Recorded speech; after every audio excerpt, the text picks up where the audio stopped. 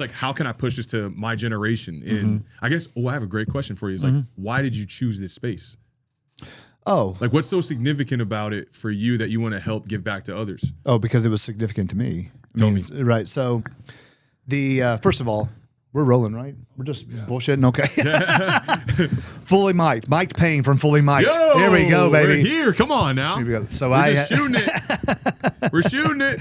So we'll get to everything, but follow Fully Mic'd. If you need daily motivation, somebody to fire your ass up to get up and go do something, you need to follow Fully Mic'd. We love choosing daily growth. Atta boy. Right here. Fully mic'd. You have a chance to be fully mic'd in your story. I'm here to amplify it, but I'm here with Derek today on the Better Human Podcast. It's gonna be a good one. So the origin story of Optimize You is, I don't know, we probably told this before, but I got super bored during COVID. Okay. Worked for an orthopedic group. It was really kind of crazy there for a little while because we had to figure out how to, keep surgery going because we're an elective orthopedic practice. I mean, we did trauma and stuff like that too, but we're elective orthopedic practice. And we had to kind of develop a way to, hey, we need to figure out how to continue to do surgery, but people weren't allowed to be admitted to the hospital yet, blah, blah, blah, blah, blah. Anyway, so we developed this, me and a fantastic, the best group of nurses that I've ever worked with in my entire life, come up with this program for same-day joint replacement. And they've been doing it around the country, but we had never done it here. So we had to develop our own program. We did it. We nailed it. Still doing it today, and now it is like the mainstay. So if I leave a legacy, I hope it's that. So, but outside of that, it's really bored. I mean, you couldn't do anything. So I've always been a gym rat, but I have never looked the way that I look now. Okay, so there's always this missing component. Never even considered things like testosterone or peptides or whatever, just because it wasn't in the forefront like it is now. Yeah.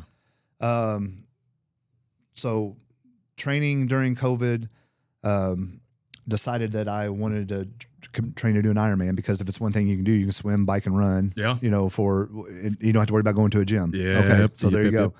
So trained for that. But on the outside of that, I was like, having a hard time recovering, looking into all these different things and trying to seek out cold plunges and saunas and that kind of stuff. And I started kind of building my own kind of telehealth platform because everything was telehealth then. Everything was the amount of online clinics that popped up because of COVID have got to be in the thousands, tens of thousands probably. Yep.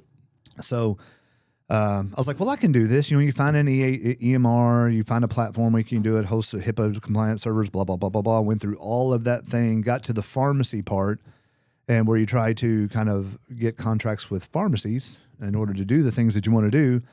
And that's where you hit the crossroads because it is like me at the time was being a single provider. I'm not going to write enough for margins not to exceed price back to the patient. Right. Okay. So it's not something I wanted to do. So I looked around and kind of hunted for some things and had a buddy of mine who's had a fraternity brother who worked at Optimize You in Murray and reached out and he said, hey, that thing that you're looking at, I think I've got a buddy that does that. So went down there, visited for a day. Networking. Right. Yeah. First thing, I got down there at 8:00 in the morning, about 4:00 in the afternoon, I was opening up an Optimize You and here we are. Wow. That turnaround was how many days, weeks, months? That was in November of 22. We opened up in June of 23. That is really quick. Yeah. Wow. So a lot of that was just location scouting, trying to figure out where we wanted to go. We found a fantastic opportunity at Lawman Tactical up north on the northern end of town. Brian and his crew up there were great to us. I mean, it was perfect to us, but we just outgrew the space. Sure. There was a lot of other things. This where we're at now has always been the vision. Yeah. So it's so nice. Where what we have here and what we offer here, and then the space we have to expand if we need to or want to, is always there. So now we're here now, and we've been open for 3 years in July or June, and opened up another clinic in March this year. Wow. So yeah. So yours are growing rapidly, to say the least. Growing rapidly, yeah. Our entire existence relies almost solely on word of mouth. We've tried the whole marketing and advertising thing, and it's just especially when you're an upstart, it's like it's just expensive, man. Yeah. It's just, and there's no other way around it. Could you imagine if you move into the Indianapolis market, if you guys aren't already there? We would love to be able to do that. What scares me about it, it's me and Jessica now. We kind of run the ship along with Andy and a great crew that's here. But once you get into Indy, you have to open up 6 of them. Oh, scaling. Right, yeah. So it's because it's not Indianapolis. Yeah, no. It's Westfield and Carmel and Fishers and all of these kinds of places that, it not that you have to, I guess, but it would just, why wouldn't you? Yeah, to reach the entire area. So we've got ideas, we've got some things mapped out, and that's what the plan is going on. But it has completely rekindled my faith in healthcare and medicine. That's awesome. I love to hear that. And because it had been really soured, not by any fault, but I think there was a lot of it was burnout. Sure. I think. And I am the quintessential '90s kid. I'm a rager against the machine, and at 50 years old, I've accepted that about myself. It's just that I'm not that guy. I'm always going to try to, tear down and rebuild. That kind of thing. So I guess one of my big questions for you too is like,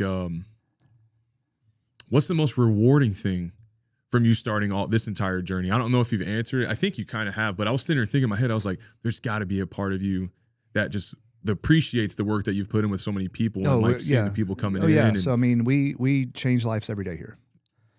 And not that you don't have that in orthopedics and not, and have cardiology and emergency medicine and those kinds of things. So, but it's just on a different scale. Yeah. Orthopedics, people come in, they're broken, and then you fix them, and then they're good again, right? Yeah. They've had a bad knee, a bad hip, bad shoulder. You replace it, and chances are that's going to turn out really well, and they're going to be fine. There are horror stories. I get it. But taking the progressive steps and getting people to buy in to like, hey, this is not a quick. I know you've been sold 1,000 quick fixes in your life. Sure. This is not a quick fix. Here's how you have to do it. Here's what works. I'm proof of that. Yeah. Jessica is proof of that. And, go look at any kind of testimonials you want to. We have tons of proof of that. Yeah. So getting people to, okay, I'm commit, be compliant, and then seeing them at 3 months. Yeah. And at 6 months. And they're like, I never thought I would look like this. And not that that's everything, but it's not just, I never thought I would look like this. It's, I never thought I'd look like this. And oh my gosh, my labs look great now. Yeah. Quality of life. It seems like you guys are improving that. I've dealt with, which we love that. Yeah, that's right. Yeah. I've dealt with this abnormal lab my entire life. I've been told that I'm pre-diabetic for 6 years now, and now all of a sudden I'm not. It's like, because we bring down visceral fat, we do all the blah, blah, blah. We do all the things very simply. So it's a very stripped down approach to medicine. And I think we prescribe like 5 drugs here, but it's a combination and the dosage and the timing and the counseling that I think that is what's lacking in the traditional medical model these days. Yeah.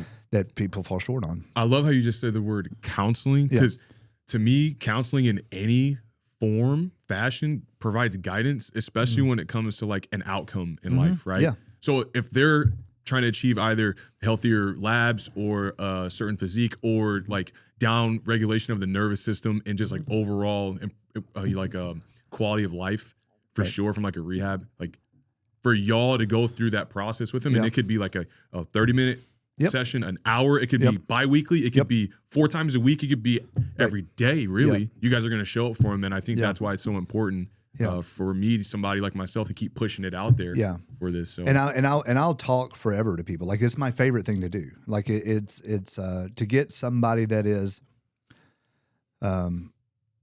it's sad for me to have the patients that are at like, man, I've been, I've tried this, I've tried that, I've done this, I've done that. They've put me on this antidepressant, this anti-anxiety medication, and they come in and their testosterone is, 200, and it's like, well, I'm not, my biggest thing is counseling and expectations. Okay. So I have to be able to, like, I don't know that this is going to fix you, but I know that this is a problem and this is how we can fix that. And let's just see, I notoriously will not start people on 4 or 5 different things whenever they come in and put them on a bunch of supplements and all these other kinds of things. Yeah. Not that they could not benefit from those, but at the end of the day, and I've said this like a broken record over the past couple of weeks, if your hormonal foundation is off, none of that stuff matters. Yeah, that's true. I don't think that it matters how much creatine or how much protein you take in or how much, whatever, supplement, muscle builder, blah, blah, blah, blah, blah, that's out there. Yeah. If your testosterone is 200, it's just not going to do it. Yeah. So let me fix that first. And that's all I do. Let me fix this first. Let me find this range where you feel good, where you're doing this, where you're doing that, and where all of these other numbers, the ratios, I can calculate up and kind of see how everything works. And then, are you feel good now? And that might take 3 months. It might take 6 months. Sure. And you just stick with me. Because I promise you, there's not a person out there that has stuck with me and stuck to the program that either Jessica or I put out that is like, you guys don't know what the hell you're talking about. So the value and they have positive results. So that's awesome. That's where it comes from. It is the purest, truest passion I know is what I do here. That's awesome. I love it. Yeah. Because if you think about it too, like I'm not those people that come in here, but knowing that I'm trying to achieve something, and you guys have my best interest at heart, like. It's going to take time. Yeah. And even at the age of 27, I just turned 27. I'm just now seeing that come to fruition of what it means to stay committed to, to a process. Right. Yeah. And they believe into said, not even just ideology, but literally like an outcome that is possible if you're willing to put in the work. Right. And as long as you can guide them in the right direction, I mean, this is awesome. Yeah. And I don't think that there's nothing wrong with needing a coach. I need a coach. I have Same. I have to have some. Get a coach. Get a coach. Find a good coach. And a mentor. Anything like that. Yeah, It's going to elevate your life. Yeah. I've gone through several of them. And a couple of them are famous online. So Marcus Seidel, the Togo Tamazican, all those guys those guys have showed me the way. And I had a lot of fun doing the whole bodybuilding thing too. But that phase is gone now. That was so cool to see that though. It was honestly. so much fun. Yeah. And it just, again, it's like, it's kind of the things you do. You just have to prove to yourself, when people watch you, whenever I listen to you and I'm scrolling in the morning, I'm like, there's my boy. And I'm going to listen to that. I appreciate that. I do appreciate that. 6 in the morning. Yeah, 6 in the morning. Let's go. But you have to prove it to yourself. I mean, I have this big sign in my office that's prove something to yourself. It is, I have, and Marcus can vouch for me on this thing. I mean, I go into things nowadays with almost like reckless abandon. We right? Right. Yeah. I just like, yeah, we can do that. Yeah, we can do that. Yeah, we can do it. We literally asked me let's say 3 months ago. Asked me 3 months ago if we would own an independent wrestling promotion. Oh yeah. No. You wouldn't have. I would like, what in the hell are you talking about? Yep. But when the opportunity came up, I'm like, and I literally, he's like that. We need to frame that text message.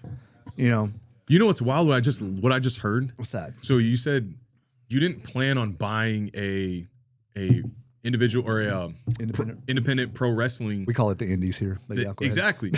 But you said to prove to yourself that you can and that you're right, and that you absolutely prove to yourself that you're right, not like prove to the person next to me or it's just me. So it's like to hear that shit.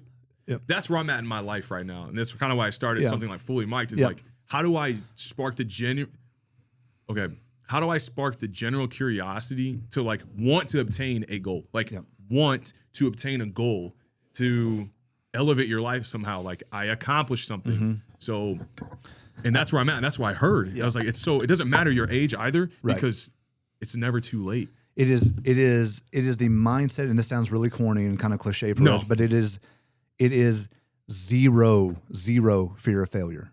Zero. I like that. There is, because what is failure? You want my honest answer? Yes. I wrote this on my whiteboard. Okay. Oh my gosh, I cannot believe you just asked this. Yeah. This is crazy. I have this on my whiteboard. You heard it first. Fully mic'd. Yeah. What is failure? Failure Yes. to me Yes. doesn't exist. Okay. And here's my own, in my life, in my own experience, here's why I say it doesn't exist. Because it just proves that you have to do something better or more efficient. Right. Right? Like, for instance, if I go and deadlift, right? And I can't deadlift 600 pounds. I'm going to go up to that bar. I'm going to do my best. If that bar doesn't move, okay, now I have work to do to progress up to do that again. Right. Or I can just try it again right there on the spot.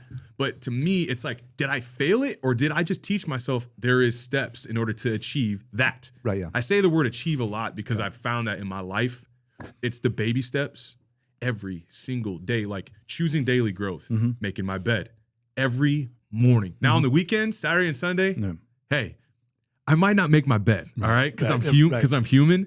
Right. But even on those days too, like I will still commit to those small steps because it's important.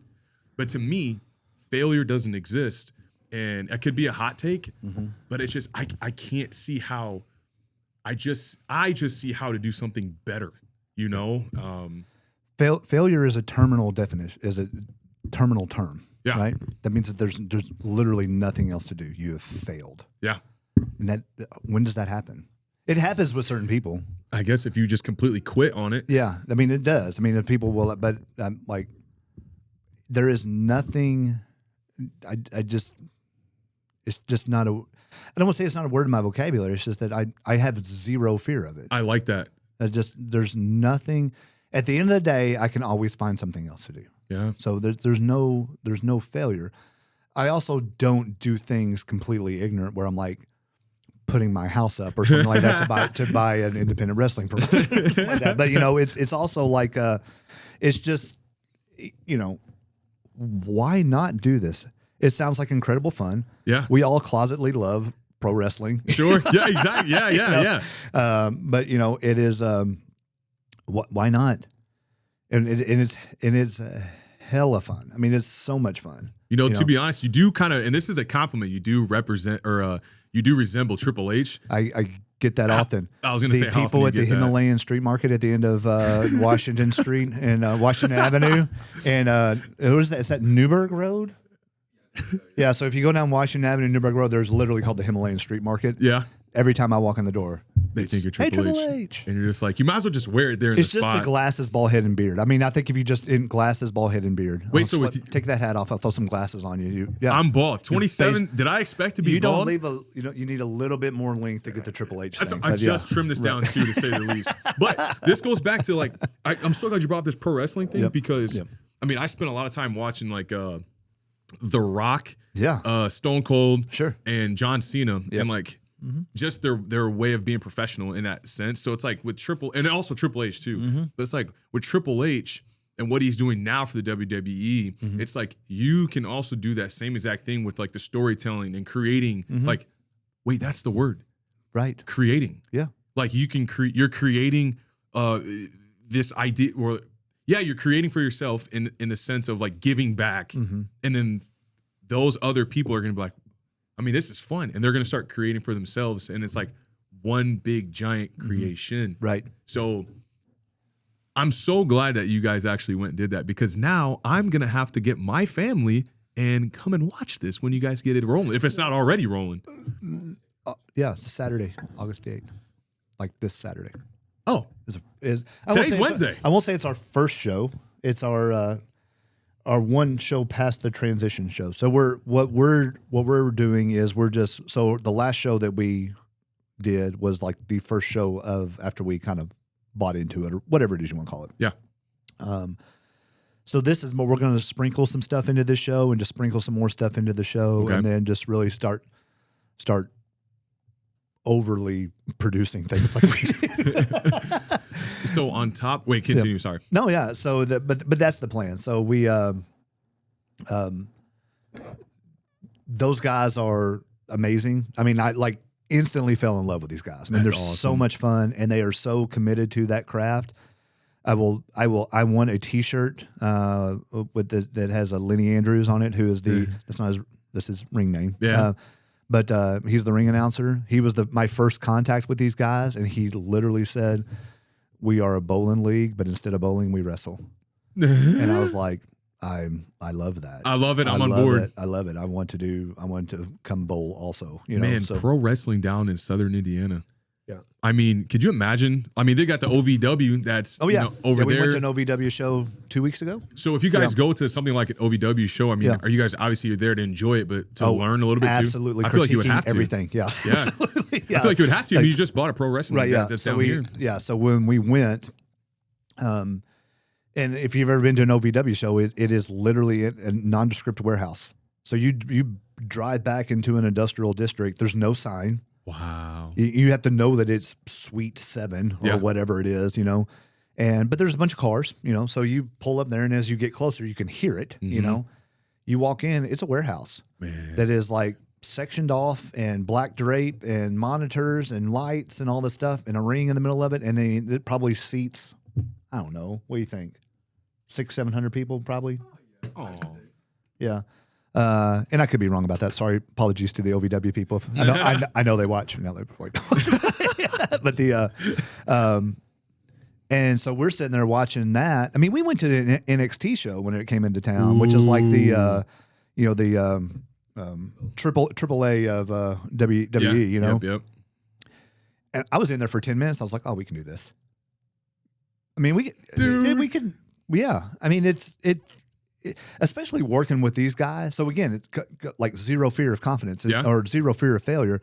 It's because I got guys like Marcus and Lucas that I'm working with. Shout out Marcus. Shout out Lucas. They get all the shout outs. But the shout out. It's because we all three go in there with the same mindset. Like, okay, we want to see some wrestling, but like we're going to extract from this as well, right? So when we went into OVW, it was like, that's just 4 monitors put together. Here's how they got that running in the background, and it's all running to this thing. Right? Okay, that's good. Okay, so then there's that table. That table is mic'd up to this. Yeah.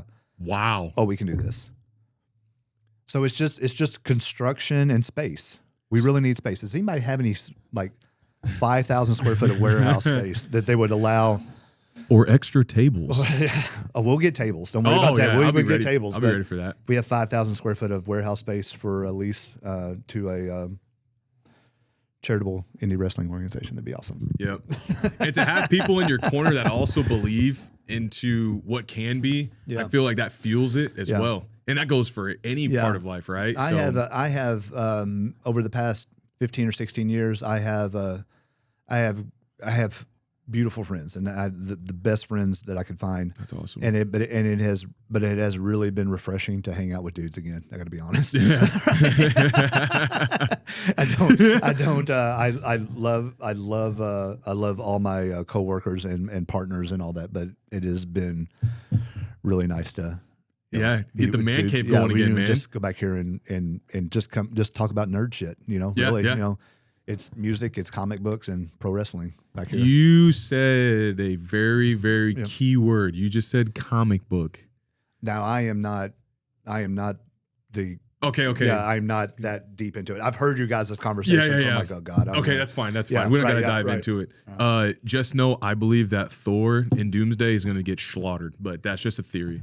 But spoiler alert. Yeah. Mike Payne spoiler alert. Yeah, I don't have any insides by any like inside scoops or nothing. I just truly believe Kevin Feige wasn't on your last podcast. Feige was not on. He was not on Fully Mic'd. I have yet to have a guest on Fully Mic'd. You're just talking to his agent, trying to find the right time. Yeah, I actually have the conversation in my head of what it would be like to talk to Kevin Feige.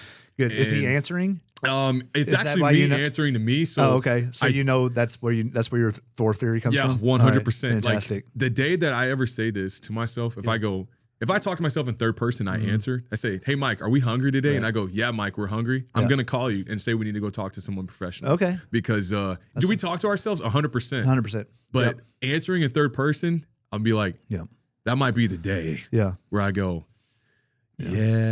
Mike, we need to take the long walk. Yeah, we need to take the long walk. Yeah, I wrote a book. Where's my book at? Yeah, is it around here somewhere? Yeah, please. It's down here. I wrote a book that's basically a collection of me talking to myself. Is it full on like dialogue? It is. I can get that intent. It is rants. It is rants that therapeutically and cathartically record whenever I'm pissed off at something. Because I have a really hard time, and my closest people will understand this. I have a really hard time when I'm pissed putting things into words. Like I just get mad, and people are like, "What's wrong?" I'm like, I don't know. Something's, like I do know, but I don't know. And because I don't want to say, I'm aware enough of my perceived response from people that people think that I come off really angry sometimes. Yeah. I typically have I speak in a lower tone. Okay. So a little bit more controlled. A little bit more controlled. So whenever it really gets, it comes out very forceful. Yeah. It also goes up a couple of octaves too. My dad did the same thing. Wow. My dad was incredibly soft spoken, but whenever he would get mad or get upset about something, the pitch went up, and so that's when you knew. And I do the same thing. Yeah. So, but yeah, Dying Breed 820. It comes out in like less than 3 weeks now. So I will be honest. That's so cool though. That like when the anger is one of those like emotions that I find really interesting because I think there's two types of people when it comes to like anger. Like there's the people that are going to snap off and just have no filter and then don't recognize, oh, I just messed up. And then there's the other people that can internalize it and like you said, speak the low tone, calm. Like I feel like those are really those can be dangerous people for sure. I am mindful. In a good way. I am mindful of the things I say. So if I'm mad if you and I are in an argument, I'm not going to blow up and like call you names and stuff like that. Yeah. I'm mindful enough not to do that kind of thing or say bad things about you, whatever. But but I get heated and I get super passionate about certain things. And there's topics in my book that are covered that are and like I said before, it won't translate well to everybody. But if you're in healthcare and you've been in healthcare for longer than 15 years, it's going to translate to you. It's going to translate. Yeah. Because it's changed big time, but I digress. Anyway, it's a whole other thing. But each and every podcast at the Optimize You studio is sponsored by Optimize You Evansville.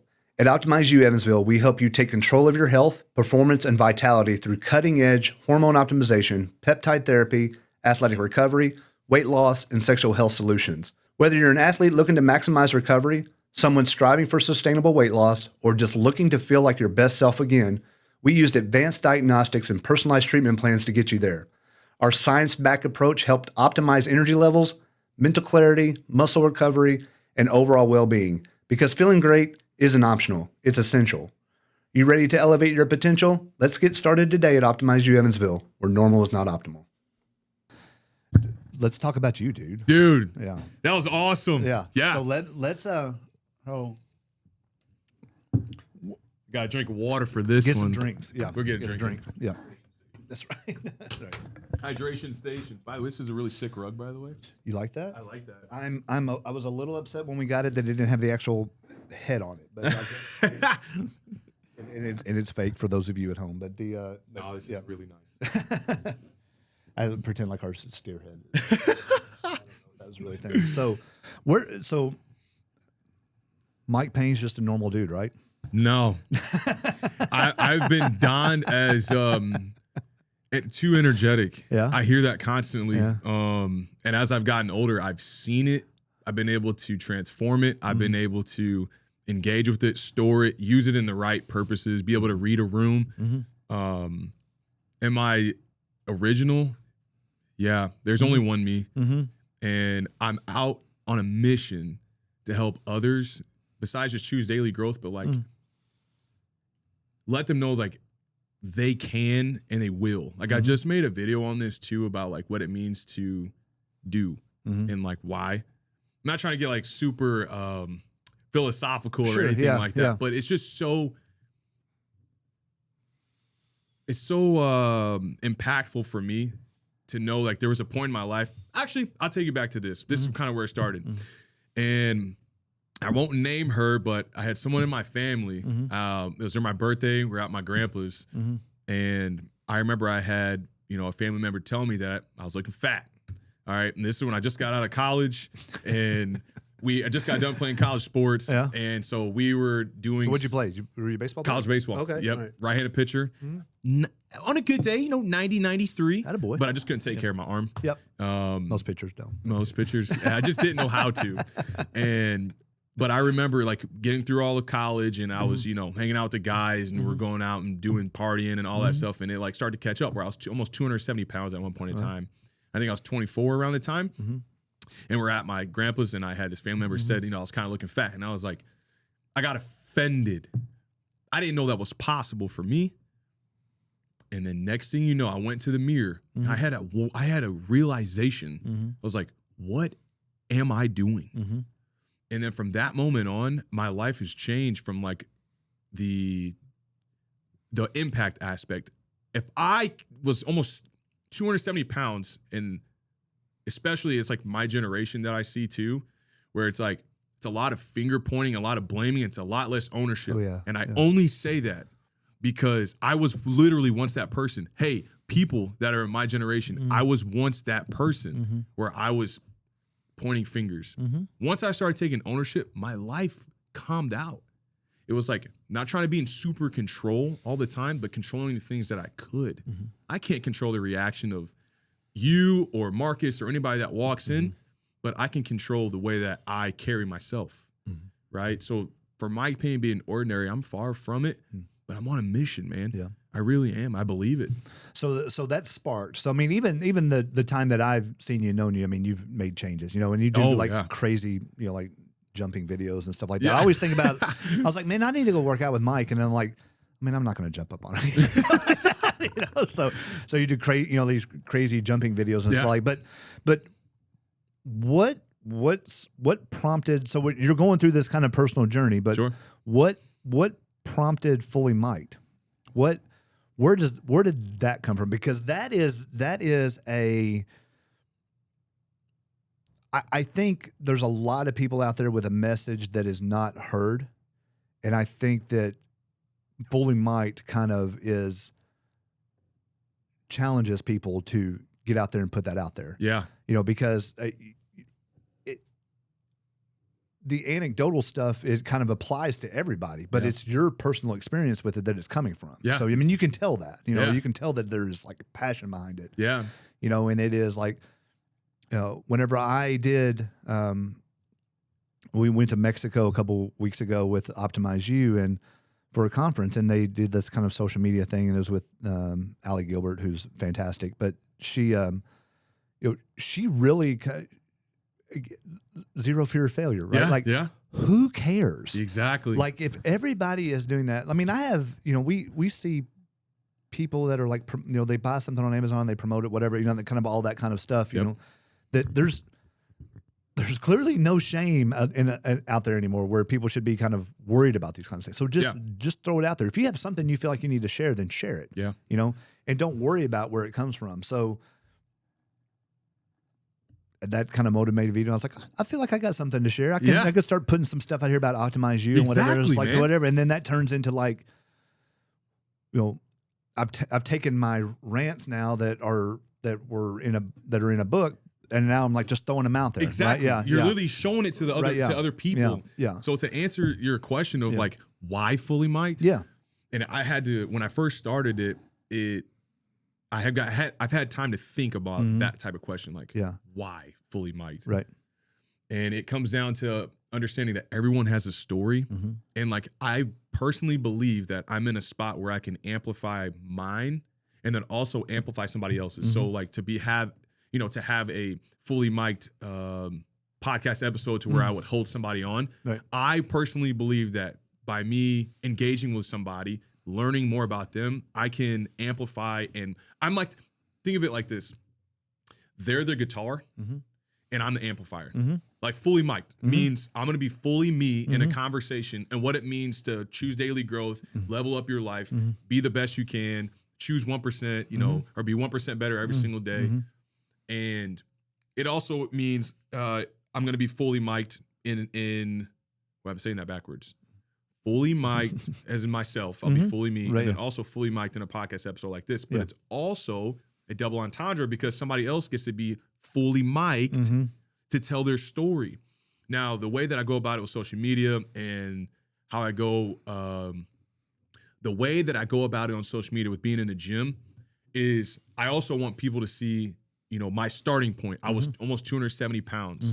Here's what I found valuable. I'm going to make the gym seem like a place where you can have fun, but also put the work in. And because where I found in my experience in my life that in order to be fully myself, I found it in the gym.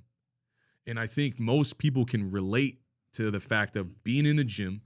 It's you versus you. So how does it all come together? There's something about your journey of where you're headed that someone else needs to hear.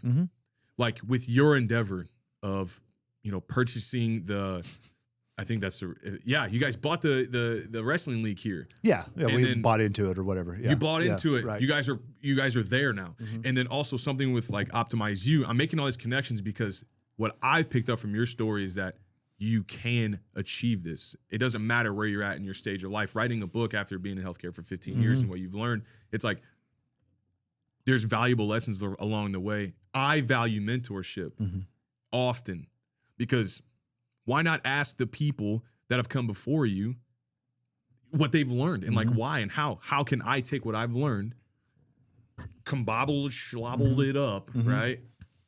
And give it to my generation. You know? So what was the genesis of it? So like you said it before that, you know, the people of your generation have a tendency to point fingers and you were that guy.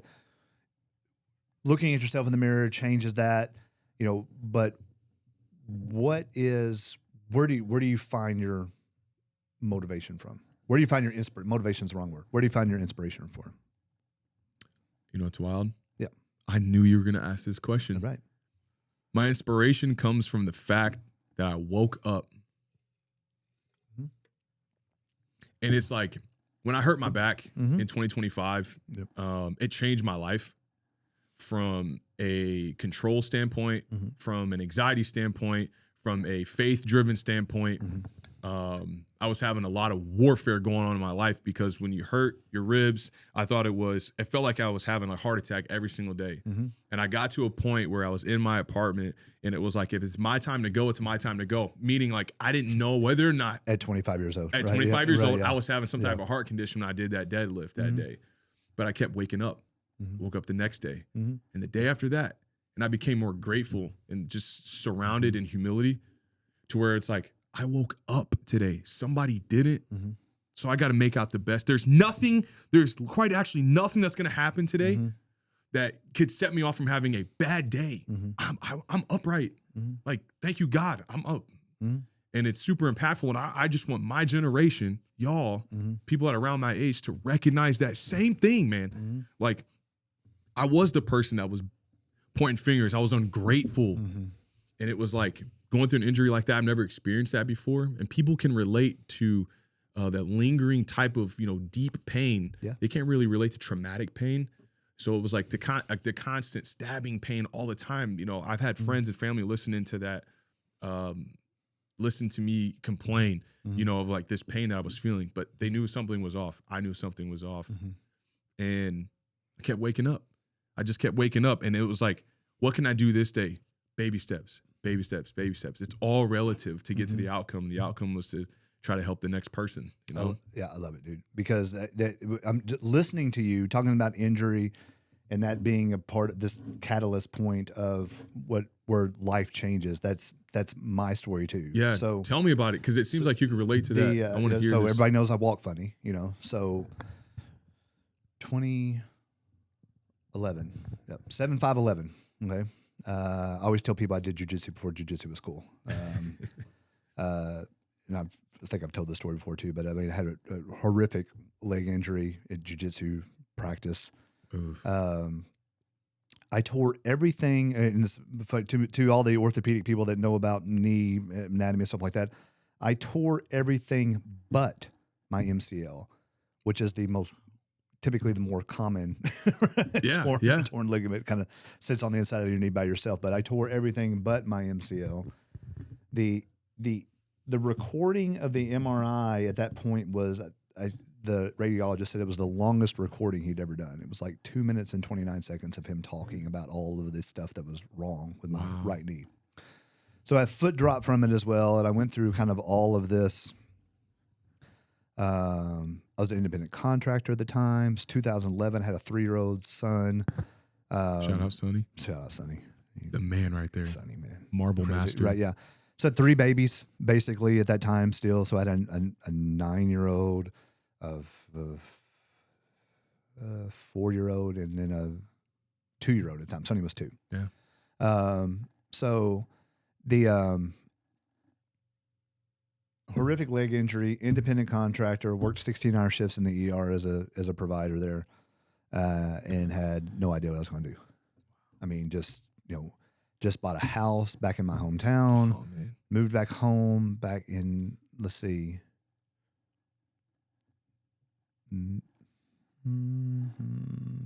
we lived there probably a year, I think, maybe. Just completely dusted my leg. Went through 4 or 5 surgeries. It was functional, but I mean, I walked with a cane and crutches. Everybody thought I had cerebral palsy because it just it just walked so bad. Sure. Ended up having a knee replacement at 37, so I went through it for like 3 or 4 years to finally I was like, I can't do this anymore. Knee replacement at 37, and then felt sorry for myself, and then again got up to about 285, 290, sitting on the couch, feeling sorry for myself, thinking really, really bad thoughts. Yeah. Really bad thoughts. Dark place. I bet. Just because, when people ask me about my discipline and motivation now, my what I tell them is that have you ever had something taken away from you? Ooh. I ran 8 miles the morning this happened.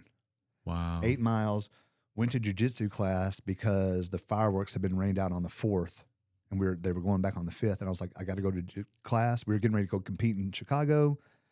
Let me go get this class in real quick. I'll be back, and then, we'll go meet everybody up for fireworks. Yeah.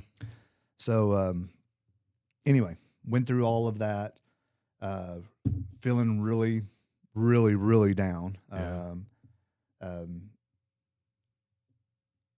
Was afraid that I would I'm not going to be able to throw a baseball with my kid in the backyard, and baseball is huge at our house too. Yeah. So, I'm not going to be able to go run with my kids anymore, play with them or whatever. I'm just going to be this guy that's kind of sitting in the lawn chair on the sideline because I can't do anything. And like I said, just really, really, really dark thoughts, really bad thoughts. And I shit you not, man. I'm watching like YouTube or something like that in the early days of YouTube right there. And I saw a video and we'll link the video in there because it still exists out there. It is a TCU baseball commercial. Okay.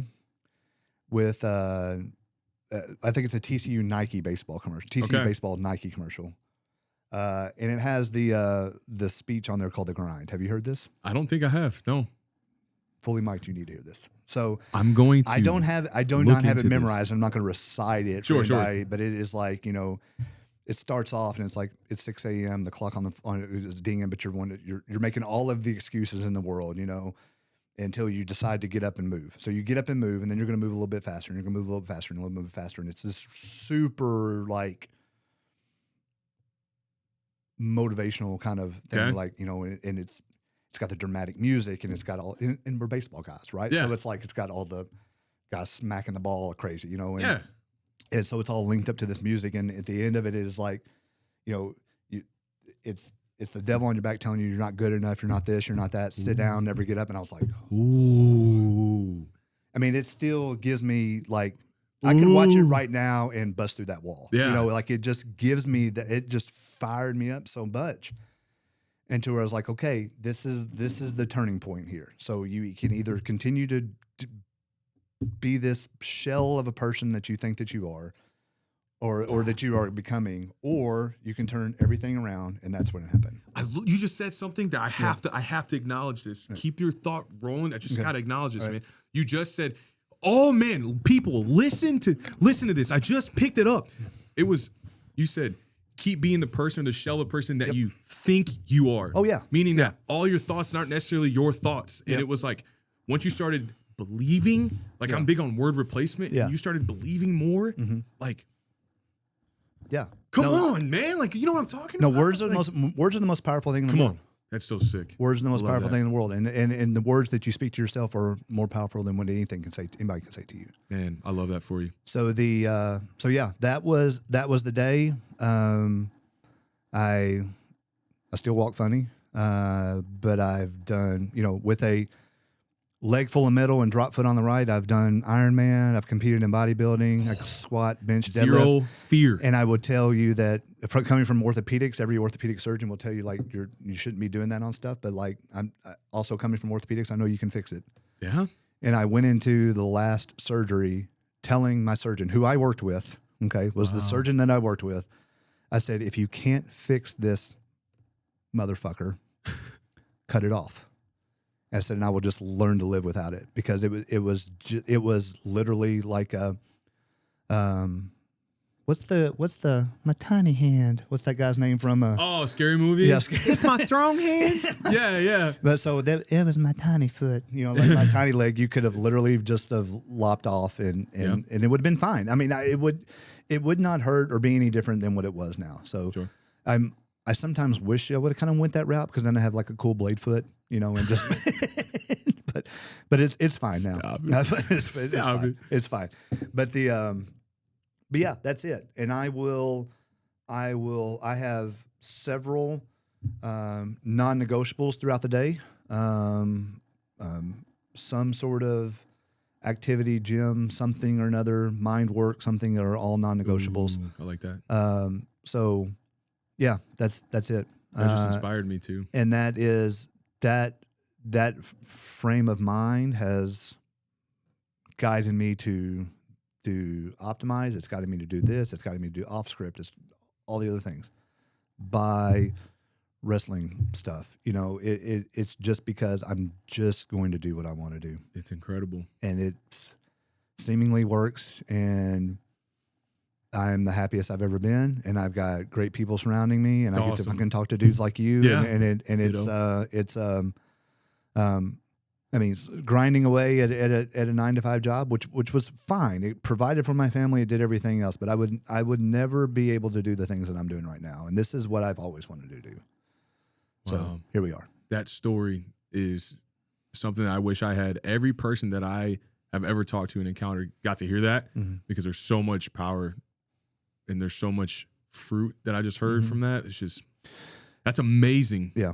To know, like, man, when I say I'm big on mentorship, like, I just learned a bunch right there. And I hope that people that are listening also did too, because that's a really deep testimony right there. And I don't take those lightly. People's stories, I do not take them lightly, because there's something about the story that I needed to learn from. Yeah. And my only advice that I would want to pass along, and this is why I think I'm pretty sure Sonny and Alyssa for the most part have a good time whenever Dad drags them along to things. Yeah. But I just want them to see this, because it took me 50 years to figure it out.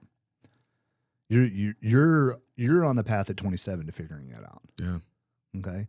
Because you had a job, didn't like the job. It's a good job, right? Yep. It's a decent job. Yep. But just Time to move. what wasn't fitting you. Yeah, right? it wasn't fitting me. It's time to move. Yeah, shit falling apart, breaking, hurting, not doing, is hurting your mind, hurting your body, all those kinds of things.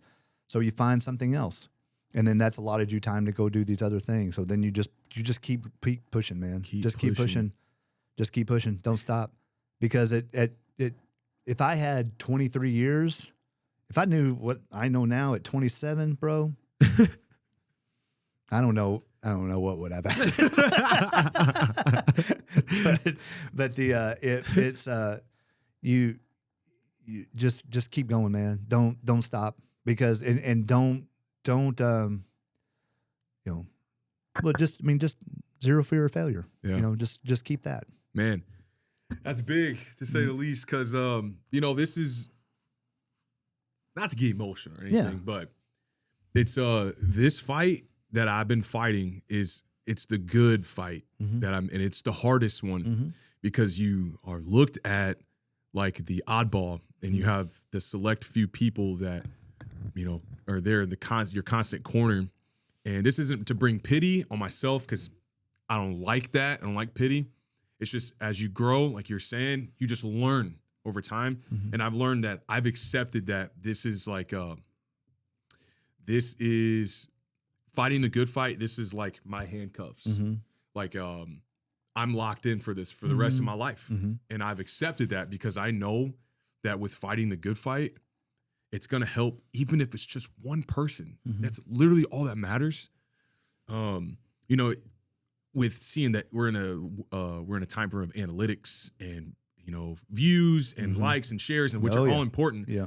And then it was like I saw a comparison of like of what it looks like in a gymnasium with 10 people, and then 100 views, and then 500, like 10 views, 100 views, 500 views, and then 1,000 views. Like that's a lot when it put in the terms of like a gymnasium. It was like, oh man, that's a lot of people. Sure. And then that perspective helped me recognize that even if it's just one person, and I will share this too, because the demographic of people that a lot of my content resonates with are women and men that are in their 30s to their 50, like 58. I think that's what it is. And a lot of what I get back is like, I lost my son, or I used to do this with my son, or I appreciate this message. You get so much support from like the strangers. It's really impactful because it's like, this is a random person I've never met. Yeah. And it's like, I will probably never meet them or see them, but somehow I came across their timeline and blessed them with some type of message to help them become better. Right, man. Hey, man, and you're 27. And I'm 27, and I don't. Who's your demographic? 30 to 58. Right, I think. right. Just think of that. Just think of that right there. So, yeah, your message reaches people my age. So that's what I'm telling you. So it is. If I had discovered myself like you've discovered yourself at 27, there's no telling. Yeah. And it really is a hard fight, man. Because it's like I wake up and it's like a lot of people ask me like, how are you so energetic? I get this question asked a lot. How do you have so much energy? And it's literally two things. By the grace of God, I woke up. Even with all the times I might have fallen short, I still woke up. And then the second thing is, with me waking up, I have the opportunity to try to inspire someone to just want to be better somehow, make them laugh, make them want to get up, start moving their body, make them want to come into a place like Optimize You. Yeah. Come on now. There we go. Make them go see a Spider-Man movie that me and Marcus will sit there and we'll theorize for 45 minutes on. Oh, which I we could did. talk to you about the Spider-Man movie if you want to. Yeah. All in all, I know I kind of switched gears right there, but I had to because I could feel myself like getting into. Right. I don't really. It's not that I don't engage with emotions, but it's like I've pushed them aside because what's important is that, like, I just want to see people do well. Yeah. But you don't. The reason that I could feel myself like getting emotional is because you don't really get a lot of reassurance when you fight the good fight or almost pursue anything. No, dude. So That's like, it. So fighting.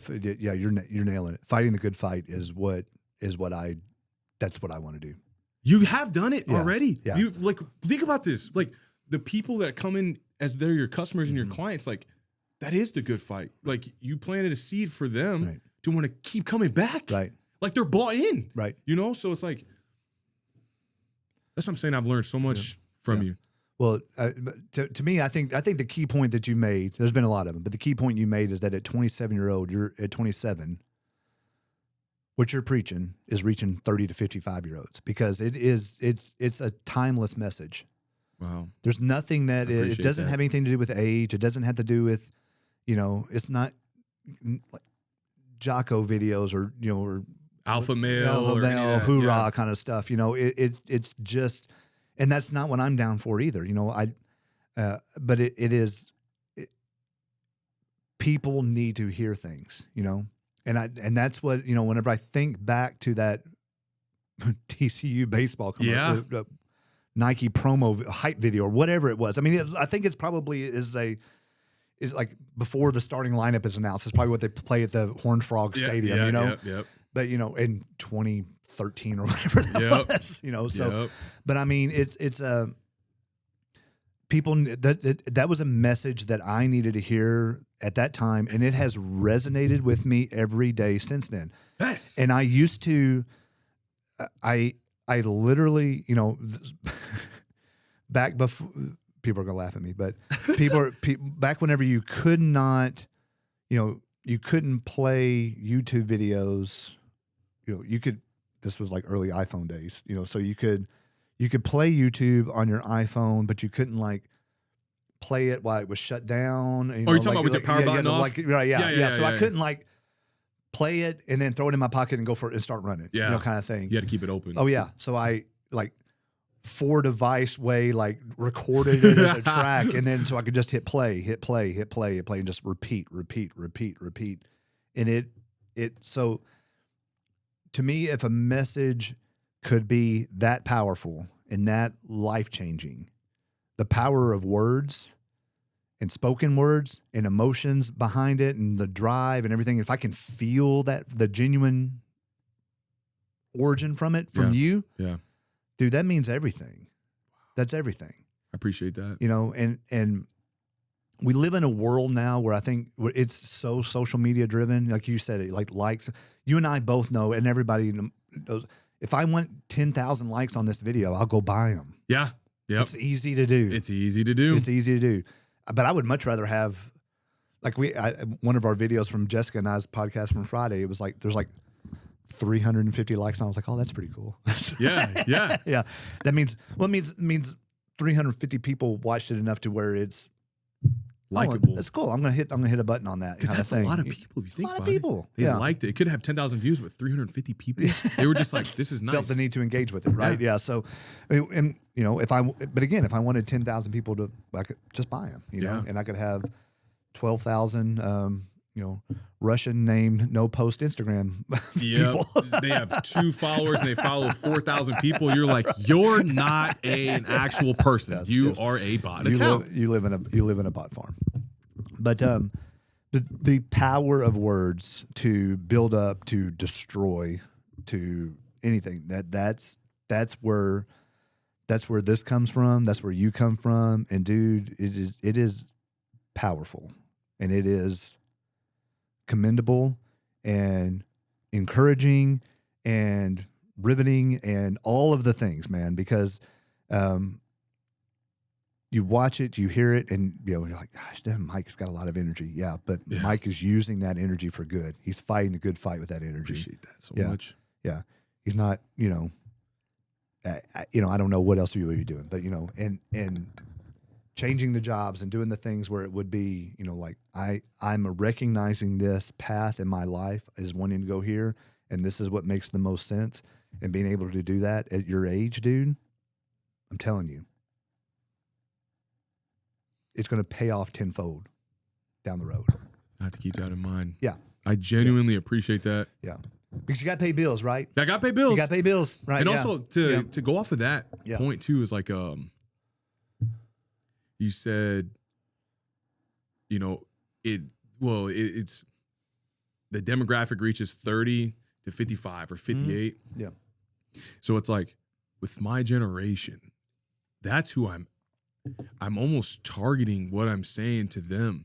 But the problem is, and this is with self-reflection, is I'm not a know-it-all. Yep. I'm far from it. You mean blow your mind right now? Wait. Hold it. Sorry, go ahead. And it's like, how do I spark that genuine curiosity? Mm-hmm. Like, when do I decide that any facet in my life, when do I change? Yeah. But below my mind. So I think I'm a big believer in the universe making things happen. Okay. Whether that's God, whatever it is. Okay. Sure. So I believe that 30 to 58-year-old age group is listening to things that they wish they would have known at 27. And I think you are taking your 27-year-old mind and telling your future self what it needs to do. Oh my goodness. I mean, if we want to tie into, do you want to have the multiverse conversation now? Multiverse? Multiple timelines? I mean, that was a good segue for you to go to that. But I mean, seriously. So like the 58-year-old guy that's listening to you and decides to like, I'm going to change my life. I'm going to do this. I'm going to do that. Wishes he would have heard that at 27. I see it now. And you, wow, you right now, because once you've spoken them into existence, they're there, right? Yeah. If I didn't know fully, if Fully Mike was a drunk and I'm like, that guy gets on there and talks all this bullshit, and I see him drunk at the and it's at the bar every night. Listen to that. Right? Yeah, right. He's down here. He's falling off his bar stool. So you're out here, to me, subconsciously holding yourself accountable for future Mike Payne. That's wild you said that, because I said in a video one time where I'm like, I'm a plot twist. I'm actually yelling at myself. Mm-hmm.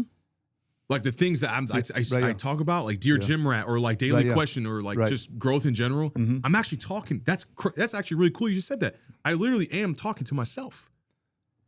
But it could be future self, future me. Yep, future me. I challenge my generation to do the same exact thing. Yeah, man. Because I hear the stories over and over and over of like my family, like they're older than me and their friends, like the decision that they made. And it's like, they say that I'm ahead of where they were at once before. And it's like, but you only knew as much as you did with what you had during that time frame. It's like, I've only been able to learn. But then you hear somebody like my dad, shout out to my dad, because he told me this. And I think most dads say this. He said, I just want you to be better than what I was. I feel like that's the goal. That's what all dads want. And I'm not dad. Yeah. And I want to be a dad. Yeah. But not now. Right, yeah. But like, right. It's so powerful to hear, because it's like, you just recognized it. My dad's recognizing it. My uncles recognize it. And it's like, how can I spark that general curiosity of my generation to want change, Yeah. I genuinely don't feel like I have to worry about all three of my kids. That's awesome.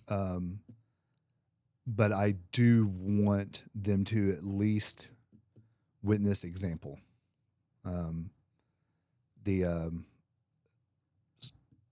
Sonny and Alyssa are still at home, but I dropped Alyssa off to take her LSAT this morning.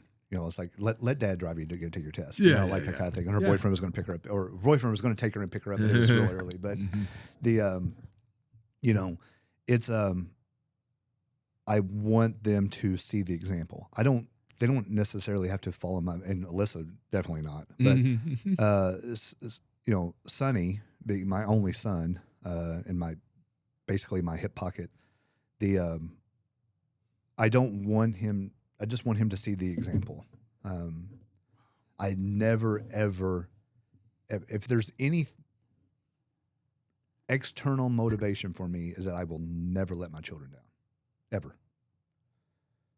And I've been, well, not to get too personal, but but that is something that and I'm sure I have, and I'm sure with my oldest one I have, well, there's been some issues there, but sure. I won't. It's just a vow that I have, that I won't. I will do my best to never let my children down. That's awesome. So, just not necessarily living by example, because I'm not a very godly person, and it's not because I don't believe in it. It's just that I'm not, and not that makes you good, whatever, we can get into all that debate either, but like, I just didn't grow up around it. Yeah. Like, it's like hunting, hunters hunted, their dad hunted, their dad hunted, their dad hunted. Like, I wouldn't know how to do that, that kind of stuff. So am I opposed to it? No. But do I know what to do? I would go out there and like, we're sitting here, and like 10 minutes later, I'm like, are you ready to go? And he would be like, yeah, I'm ready to go. Let's go do something else, So the stereotypical fatherly things, we don't do, but I will always be an example, and hopefully a proud example, of what to do, because I've learned things not to do. Yeah. Over the course of time, just like hearing your story, it's powerful. Yeah. And I think the next person, whoever gets to hear your story, literally that is a beautiful testimony. Yeah. And you chose to keep going. Yeah. Yeah. Well, I think that it comes from on both sides of the table here. You know, so I think that I'm incredibly proud to know you as a friend. Thank you. And I'm incredibly Ditto. proud that you're here. Yeah. And I want to commend you on what you're doing, and just keep doing it. Just please keep doing it, because there's it's really cool to wake up in the morning and, you know, and like doing your morning thing and like just doing your flip and like, there's my boy, you know, like, and to hear it and to like, that's it. There he is. There we go. Let's go get this day, you know, kind of thing. Tell everybody where they can find you. Where are you at? Where do you exist and live? I exist predominantly on TikTok. Okay. It's at Mike Payne. And then I also have the at FULLYMIKED podcast. Yep. That's on TikTok, where I will post the clips from the actual videos. I haven't done episode 8 yet because I haven't lived enough to tell episode 8, because I'm a storyteller. Yeah, that's right. Yeah, I love it. And it's not rushed. I love it. Not Dude, rushed. I do. Seriously, man, you're nailing it. You're nailing it. Like, because it's a one man show, right? You know, and it's like, if I don't have enough experience in it, I don't feel like I have to do this for like engagement and stuff like that. Exactly. Thank you. Exactly. And I keep it authentic. That's the authentic aspect. Right, yeah. And then I also know that, you know, I'm still growing the YouTube channel. I think it's at around like 200 subscribers on that. Yeah. But then Facebook, I just kind of skyrocketed, by the way. I appreciate it, man. It really does. It's like the thing is to recycle those videos that I have that I use. TikTok is like my engine where I do all my editing and whatnot, because TikTok's a very friendly app when it comes to having new people coming in. Right, yeah. So yeah, that predominantly is I'm on TikTok with at Mike Payne, MikePaynee. And then I'm going to start getting back on YouTube and be able to tell episode 8, because I've lived enough to tell that episode. It's going to be something special. So. Well, congratulations on the new job, man. Yeah, congratulations on everything. Thank you for all you do. Yeah, thanks for coming on. Yeah, thanks for having me. Follow Mike Payne on YouTube and TikTok, and follow us on YouTube and Spotify. Yep. Thank y'all very much. Yeah, thanks, bro. Appreciate it. Derek, thanks for having me. Yep, see you later.